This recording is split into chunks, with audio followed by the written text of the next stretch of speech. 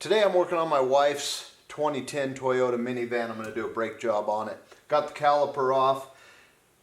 I have tried everything so far. I have hit this with a hammer.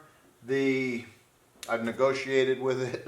I have cussed it. In our area they use a lot of chemicals in the wintertime, so the rust around here gets to be kind of problematic when you're not taking brakes off or your rotors, any of that stuff regularly, which you really don't need to. Well, it's been probably 5 years, so it's time for these rear brake rotors to be swapped out. A lot of people don't know, and if you look at replacement rotors, and some drums have them as well, most, you'll see a couple holes that actually have threads in them.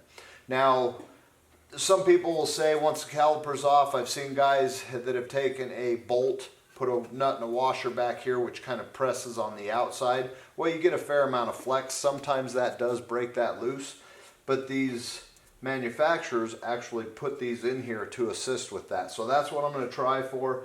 There are companies that sell pullers out there, which basically consists of a couple hooks and a bar with a threaded rod that screws in here, intended to break that loose. Now it's $100-$130. If I don't have to spend it, I don't want to. So I'm going to try these two threaded bolts. I did blast some penetrating oil in there to try and loosen that up, but I've got a couple M8 bolts that I'm going to see. Hopefully that'll break it loose. I can get these things swapped out, but I wanted to point that out because sometimes these do get rusted and they can be kind of a pain in the neck trying to get them off. See if it'll bust this loose.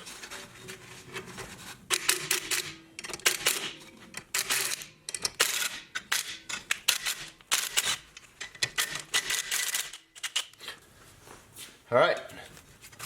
Oh yeah, so again, if you find yourself with a drum or a rotor that by hitting it with a hammer it won't come loose, cussing it, fighting it, negotiating with it, look for these threaded holes right there. Grab a couple bolts and it will save you that much time and frustration. So there it is.